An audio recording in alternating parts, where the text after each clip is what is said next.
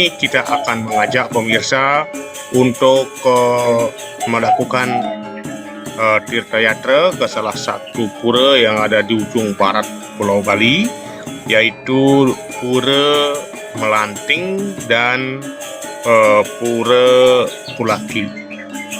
Nah, seperti apakah kisah Pura Melanting? Perlu kiranya pemirsa ketahui, dan perjalanan kita kali ini walaupun bukan hanya ke Pura Melanting, tetapi kita akan bahas secara khusus apa itu Pura Melanting dan apa fungsinya. Marilah kita simak berikut ini. Di samping juga kita melakukan perpisahan dengan teman-teman dan mengunjungi tempat-tempat lain yang ada di kawasan Bali Barat dan Bali Utara, khususnya di Buleleng. Ayo kita simak seperti apa perjalanan kita kali ini. Sejarah Pura Melanting merupakan pura yang bersifat fungsional, karena sebagai tempat untuk memuja Ida Batari Melanting atau Dewi Melanting memohon kemakmuran, kesuburan, keselamatan dan agar dilancarkan dalam usaha dagang. Pura Melanting sangat berkaitan dengan usaha dagang, agar dilancarkan, itulah sebabnya setiap pasar didirikan Pura Melanting.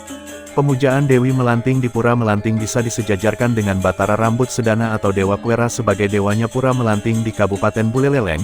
Lokasinya cukup berdekatan dengan Pura Pulaki termasuk juga Pura Pabean, Ida Mutering Jagat di Pemutaran dan Kertakawat. Sejarah berdirinya pura-pura tersebut memiliki kaitan erat satu dengan lainnya. Keberadaan Pura Melanting dan Pura Pesanakan lainnya berkaitan erat dengan perjalanan pendeta suci dan Hyang Nirarta dari tanah Jawa ke Bali dalam menyebarkan dan menanamkan nilai-nilai luhur agama Hindu kepada masyarakat Bali. Kedatangan dan Hyang Nirarta ke Bali tidak lepas karena runtuhnya kerajaan Majapahit dan masuknya pengaruh Islam di tanah Jawa. Perjalanan tersebut mengajak keluarga seperti istri dan anak-anaknya. Dang Hyang Nirarta dikenal juga dengan gelar Dang Hyang Dwijendra dan Pedanda Sakti Wawurau. Perjalanan beliau dari Jawa menuju Bali tentu sangat jauh, sehingga istri beliau Dang Hyang persendian kakinya bengkak dan ngilu, tak kuasa rasanya mengangkat kaki untuk melanjutkan perjalanan ke arah timur yang masih jauh. Karena hal tersebut sang pendeta merasa bimbang, apakah menemani istri sampai melahirkan atau melanjutkan perjalanan suci tersebut. Akhirnya Dang Hyang Nirarta memutuskan untuk melanjutkan perjalanan dan meninggalkan belahan jiwanya di desa tempat tersebut ditemani salah satu putrinya yang bernama Dia Ayu Swabawa serta ditemani oleh sejumlah pengikutnya. Sedangkan putra dan putri lainnya yang masih kuat berjalan kaki diajak serta melanjutkan perjalanan, dan kelak seandainya Dang Hyang Nirarta telah sampai ke tempat tujuan akan diutus pengikutnya untuk menjemput istri beserta anak-anaknya untuk bergabung kembali dengan keluarga besar mereka. Dang Hyang Biang Patni Keniten, ditemani oleh pengikutnya dan seorang anak perempuannya, beristirahat sampai sehat benar, kemudian membuka lahan untuk tempat tinggal berladang dan bersawah. Dengan berbagai ilmu kehidupan, ilmu agama dan kesaktiannya peranda istri. Dengan penuh kearifan mengajarkan tentang ilmu kehidupan pada warga sekitarnya, lama-kelamaan semakin dikenal dan memiliki pengikut ribuan orang dan menjadi ibu seluruh masyarakat di sini. Beliau akhirnya melahirkan seorang anak laki-laki bernama Bagus Bacra, parasnya rupawan dan menawan. Hyang Biang Patni. Anak-anak Dang Hyang Biang Patni Keniten tumbuh semakin besar, begitu juga Dia Ayu Swabawa menjadi putri tumbuh cerdas, penuh pesona, bijaksana, memiliki wibawa seperti ayahandanya bahkan terlihat lebih dewasa daripada umurnya.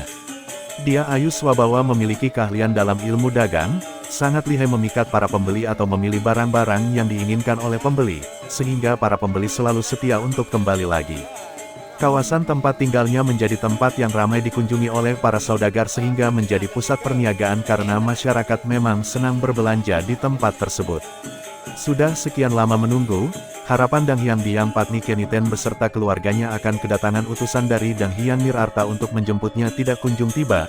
Bahkan Dia Ayu Swabawa hampir setiap hari memanjat pohon mengawasi dari ketinggian sambil berayun-ayun, bahasa Bali ngelanting, menantikan jikalau ada utusan dari ayahandanya.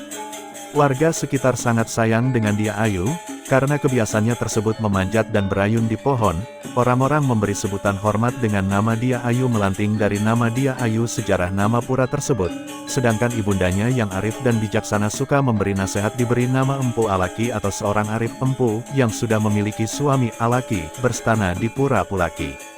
Waktu terus berjalan, utusan dari Dang Hyang Nirarta tidak juga datang menjemput, tidak ada kabar berita. Peranda istri sangat menyesalkan perpisahan masa lalu tersebut. Peranda istri merasa putus asa, beliau menangis di tempat pemujaan sambil memohon kepada para dewa agar dirinya dan seluruh warga abadi tidak termakan usia. Karena kekusukannya akhirnya Dewata memberkati, namun dalam satu syarat. Peranda istri atau Empu Alaki akan dibebaskan dari perputaran sangkala, bebas dari penuaan dan kematian, tetapi tidak bisa dilihat oleh orang lain. Itu untuk menjaga umat atau orang lain iri melihat orang abadi. Demi kasih sayang dan kesetiaan, penantian panjang tersebut dibayar dengan keabadian yang tidak terlihat. Mengetahui hilangnya Dang Hyang di Yang Patni Keniten atau peranda istri, Dang Hyang Nirarta mengira bahwa peranda istri, anak-anak dan pengikutnya moksa. Dan baru disadarinya tatkala Dang Hyang Nirarta moksa di ujung selatan Bali di Pura Uluwatu. Kemudian akhirnya disusul oleh Dang Hyang Patni Keniten. Tempat moksa peranda istri ini bernama Pura Pulaki sesuai gelar beliau Empu Alaki, sedangkan sang putri Dia Subawa Melanting distanakan di Pura Melanting, dan putranya Bagus Bajra distanakan di Pura Kertakawat sebagai Pangeran Mentang Yuda sebagai sumber keadilan dalam memutuskan perkara, sedangkan pengikutnya sebagai Wong Samar yang terbebas dari perputaran waktu. Demikianlah kisah Pura Melanting yang dapat kami sampaikan, yang kami ambil dari berbagai sumber. Terima kasih.